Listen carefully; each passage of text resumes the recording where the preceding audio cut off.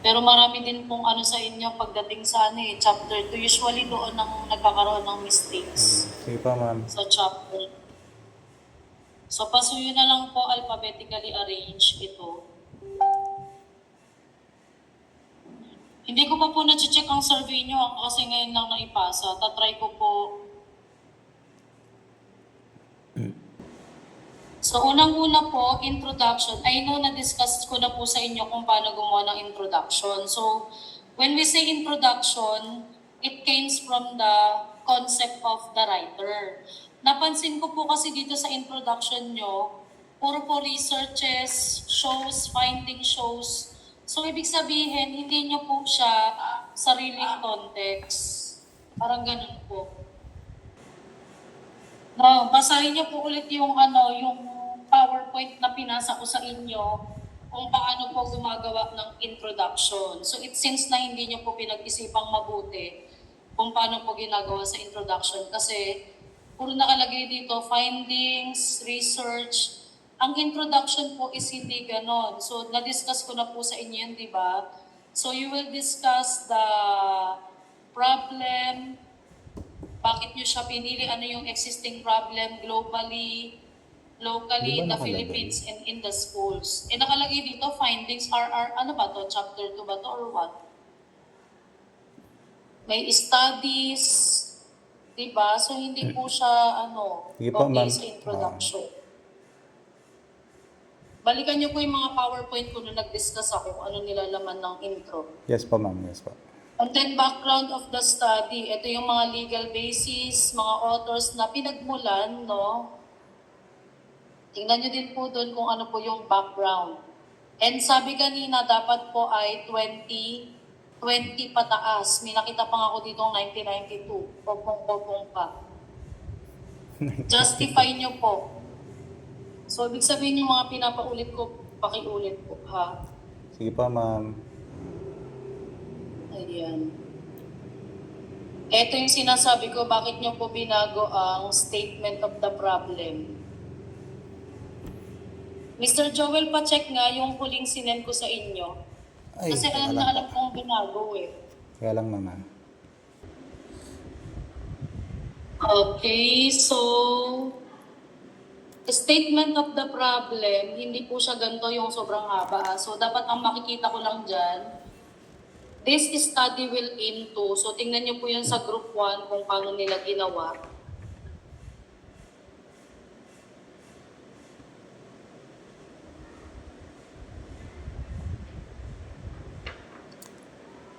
Eh na parang ganito, this study, ganyan-ganyan, A will aim to, parang ganun po. Sige, ma'am. So puro tayo future tense ha, will aim to. Ay, opo. Tapos hindi po nakabold yung mga tanong. Specifically, this study will seek to answer the following questions. 1, 2, 3, 4. So yung academic performance, ito na lang po. So para direct na lang. So pag sinabi kasi yung academic performance, grade to, no, average. Yes, so what is the level of academic performance of the pupils based on their first quarter general weighted average? Opo, ma'am. Okay? Kasi dalawa yung susukatin nyo, di ba? Yung reading performance ba yun? O Yes, reading ma'am. attitude Yung attitude, ma'am. So ito ay GWA or yung general average ng first quarter. Tapos sa 5, kaya sabi ko ba't pinalitan? Mali po kasi tingnan nyo yung hypothesis nyo. Di ba ang hypothesis is ginagawa lang po siyang sentence format ng question. Tama po? Yes po. Opo. So it means that research question number 5, gagawin nyo lang question to. So, is there a significant relationship between library services, accessibility and utilization, and reading attitude? So yun po. Sa pang-anim naman na question, gagawin lang tong question, is there a significant relationship between library services, accessibility, and utilization and academic performance? Then yung pang-pito, di ba 5 and 6 yan, yung pang-pito, ito po yung output. So, again ha, sa dinami-dami ng babaguhin, ang SOP lang ang hindi babaguhin kasi this is the heart and soul of your research. Noted po, ma'am. Apo. Yes po, Mr. Joel. Then, noted po, ma'am. Okay po. Sa scope and delimitation, bawal po yung numbered ha. So lahat po ng parts ng research kailangan naka-sentence and Sentence paragraph form. form. Tapos nakalagay pa rito impact. Ano ba sinusukat nyo? Di ba ang sinusukat nyo relationship? Pag impact po kasi, cause and effect yan. Eh di ba ang sinusukat nyo lang kung may relationship nga ba? Yes, ma'am. Yung paggamit ng library doon sa grade nila at reading attitude. Ayan po. So may question mark ha, hindi ko kasi maintindihan. So dapat po, please organize the ideas and not too long. Tingnan niyo po yung kung paano ginawa yung scope and delimitation sa study ko tsaka sa study ng group 1. Sige po, ma'am. The significance of the study, this study will be beneficial too. So yung mga introductory words, i-ano niyo po. Justify. Wala din pong blank pages or spaces. Chapter 2, lagyan po ng introductory sentence. So this chapter includes, tingnan nyo na lang din po yung sa sample. And then, naguguluhan po ako sa buong chapter 2 ninyo. So ang nilagay ko po rito,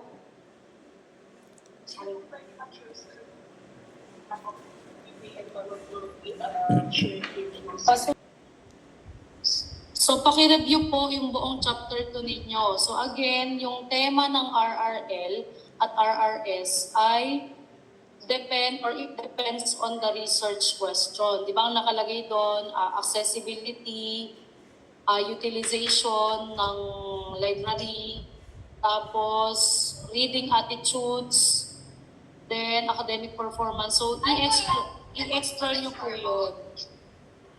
I-explore nyo po yun and then yung mga teams na yun baka may subtopics pa. Kasi kung ano-ano yung nakalagay dito so hindi ko siya maintindihan. And then, sobrang daming citation. Tingnan niyo, Mr. Joel, ha. Sa isang Sige po, ma'am. statement, kunyari, ito, ang dami nahilo ko kanina eh.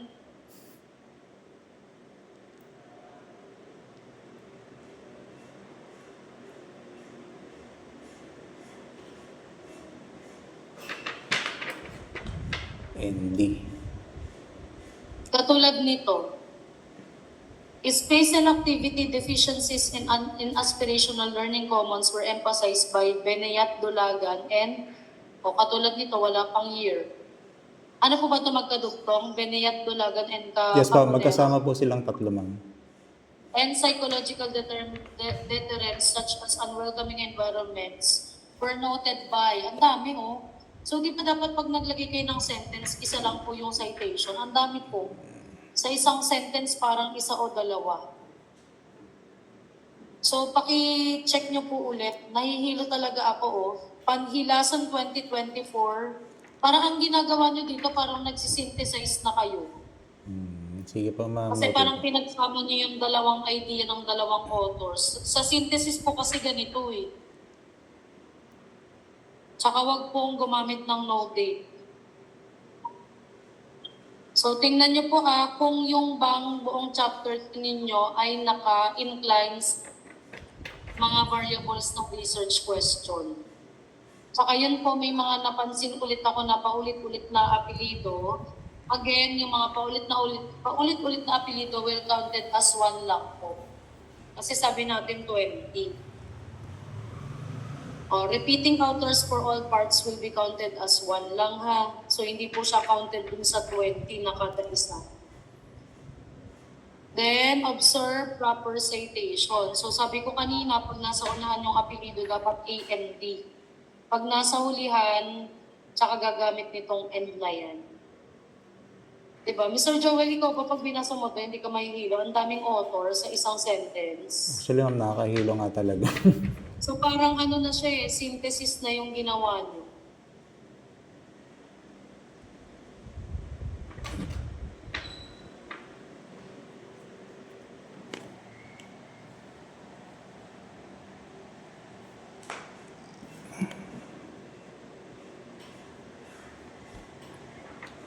Tapos ka na. Pati po yung mga theories teams po pala yun yung sinabi ko kanina, yung teams ng RRL and RRS. And then ito, theoretical framework nyo, so make it sure na ito ba yung sa inyo, Mr. Joel, yung constructivist, information social, naka-incline siya dito sa school library services? Yes, ma'am, yung sa tingin namin, ma'am, oo. Saang part siya ginamit itong constructivist? Yung pagiging active, ma'am, di ba, parang yung involvement ng mga... Opo, Ganon. opo, Basta make it sure na makokonect nyo po siya, ha? opo.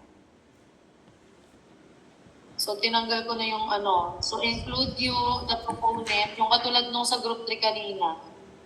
Yung Yes, year po. and then latest citation.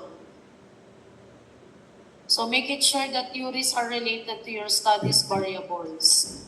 So, i-connect nyo po yung theories doon sa mga variable ninyo. Yes, ma'am.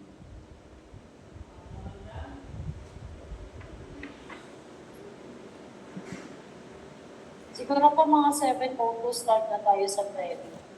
So, pasuyo na lang Ms. Jelay, baka meron pa pong mga students na hindi po naka-join. Thank you.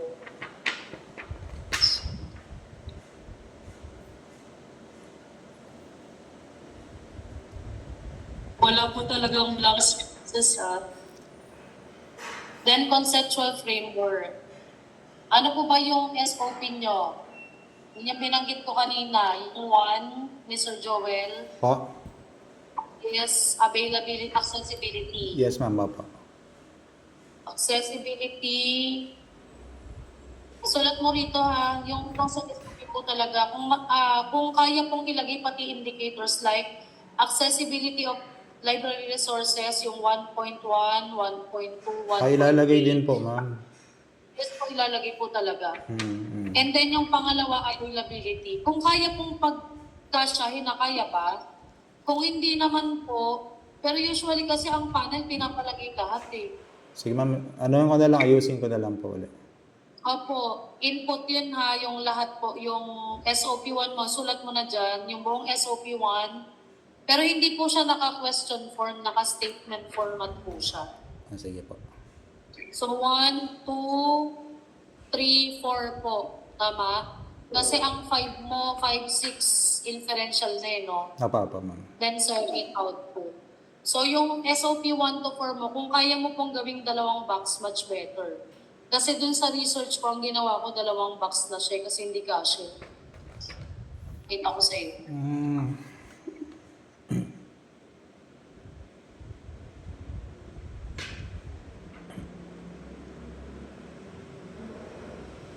Ito po yung sa akin, di ba? Dalawa kasi yung aking input, yung SOP, yung school heads profile.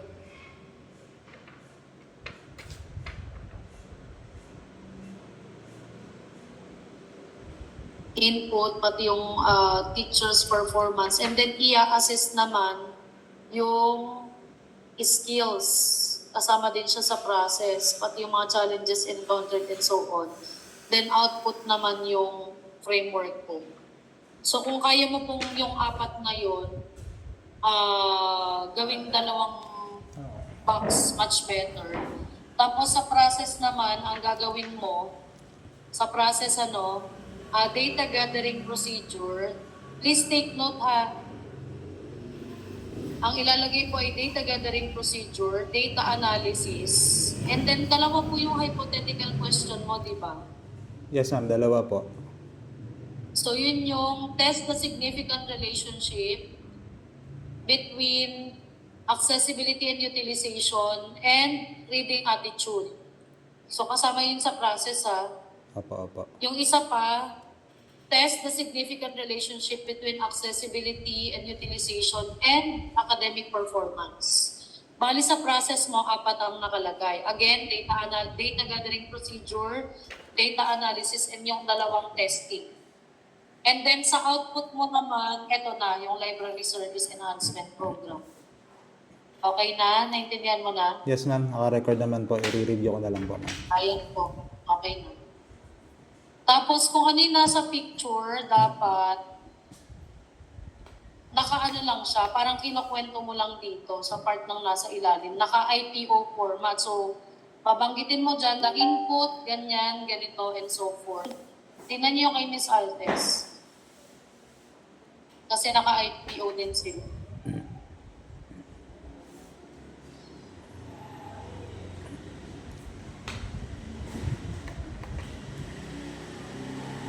Paano ako magsusunod? Start na po tayo, Miss Jelay. Pasulunan lang po.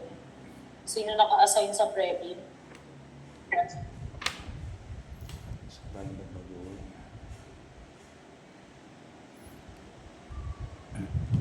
Edit ko na lang tong video para Sige sunod-sunod. po. Kakapingin ng CapCut na. Ayan o. So dito kinuwento nila, the input consists of the extent. May ganang Alin yung statement. input, process, output ninyo. So the researcher used the IPO model, ganyan. Then, ikukwento nila ngayon ano yung input, process, output. Ganon din sa ibang group po.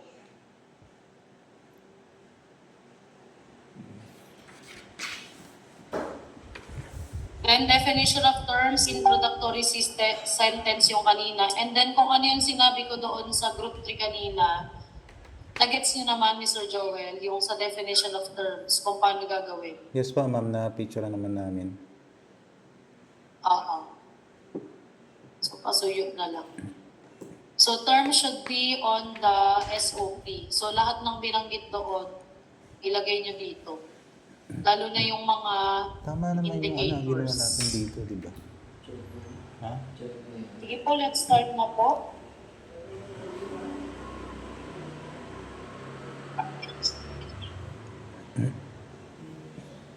Chapter 3, so yung mga walang corrections dito, ibig sabihin correct, justify na lang po. So, you use descriptive correlational.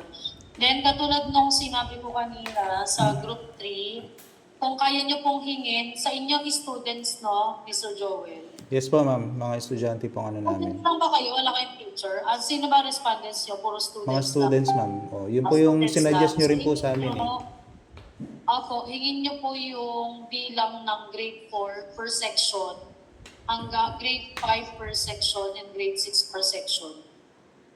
Ilang section ba bawat grade? Isa lang? Ma'am, marami po. Nung nagtingin ako sa school, marami sila eh. Parang Hingi na kayo ng data ha, para Opo. makompute natin. ang grade 6 man, nung tinignan ko, Hindi na parang kayo ano sila eh. mismo Parang bilang. 8 section. Opo, hingin nyo na, madali lang naman po yun. Hingin nyo na po yung bilang Yes, per ma'am. section Opo. sa registrar.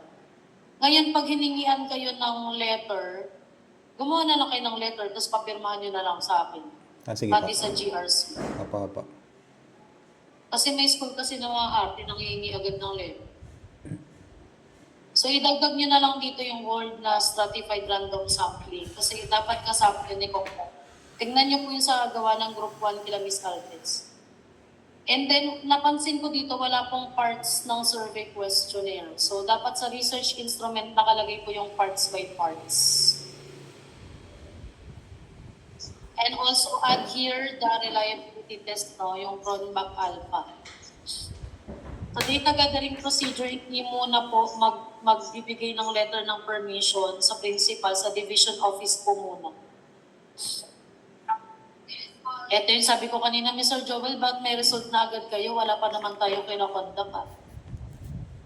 Sige, Nakalagay ma'am. dito, according to the study, alam niyo mo may kukompute na? Mamaya nga yung pinag-ano namin sa GC. Wala pa. Ang sinasabi kong data, yung bilang ng teacher, bilang ng students, yun lang ang i-compute ko. Sa respondents po yun. Sige, noted po. Statistical treatment, mali po ito ha. So may in-example na ako kanina dun sa part nila ni Sir Ryan. So sa inyo po, to address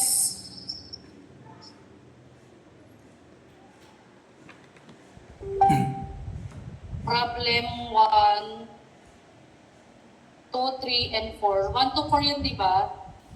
Tapos ilagay niyo dyan kung ano yung problem na yun.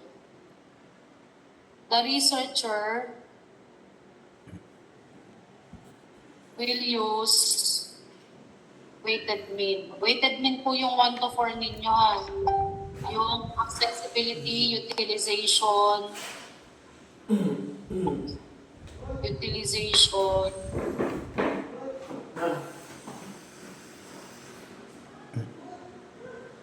ano nga yun? Reading, attitudes, and academic performance. So, magkakaiba-iba na lang po dito sa scale. So, dapat may scale kayo, 4, 3, 2, 1. So, ito yung to interpret statement of the problem number 1. Basta ito yung strongly agree, agree, disagree, strongly disagree. Ano yung tanong sa una ninyo? Yung what is the level accessibility, ma'am? So, ano yung number 1? Extent ba level? Ano ba? Level ba? Ano yung tanong sa 1? What is... Teka What lang. is the level of accessibility? Yan. So, Gusto niyo level. sumagot. So, high level. Kung ang level ay tinatanong, so, ito dapat yung interpretation. Tingnan niyo yung kila Miss Altes, ha?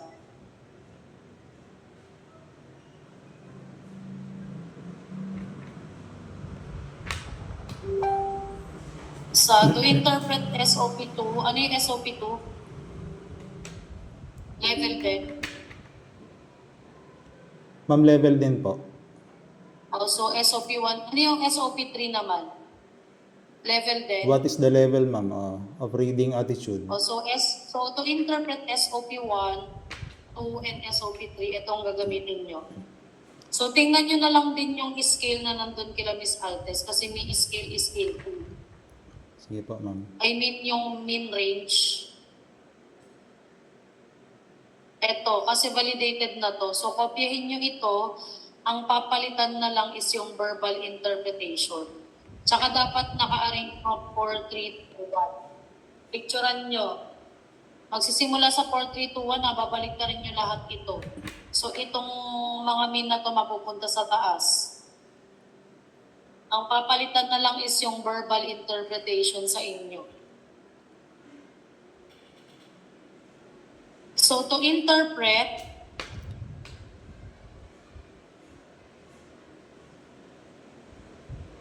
SOP4, hanapin nyo yung Mr. Joel, di ba grades kayo? Yes, ma'am.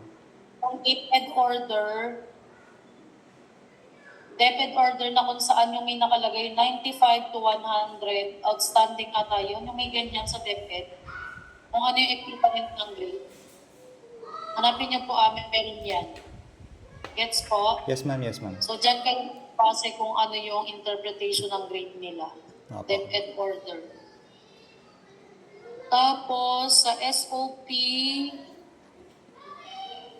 ano yan? 5 and 6? 5 and SOP 5 6. and 6, ang gagamitin nyo ay Spearman group.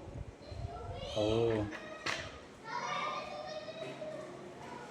Nandun na din po yun sa ano nila Miss Altes, pati yung formula. So, babanggitin nyo lang kung ano yung pinagbangga ninyo. Yung una, yung relationship ng accessibility and utilization and reading attitudes.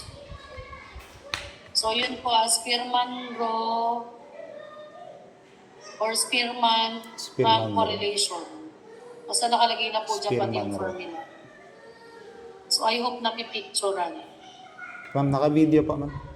I-record ko. Ayun pala, mababalikan niyo. Apa. Sa survey nyo, checkan ko pa lang later, ha? Apa, ma'am. Para at least kung may papaguhin man, paguhin. Sige po. Okay, may tanong pa po kayo. Ang dami nyong aayusin na. Again, kung hindi nyo po siya babaguhin, hindi ko po kayo isasalang sa defense. Ang gagawin nyo, pag hindi kayo nakapag-defense, uulitin nyo po ulit ang subject next sem. Maniwala kayo sa akin. Kaya, kung ano yung pinapabago ko, yun ang baguhin nyo. Yung hindi ko pinapabago, wag nyong baguhin. Katulad ng SOP, ha? Yun ang wag na wag nyo pong Babaguhin ko sorry na po. ayos ko na siya. Sir Joel, ha, pakabisado mo sa lahat ng members mo yung SOP. Yes, ma'am. Sige Yun ang po. dapat hindi nyo nakakalimutan.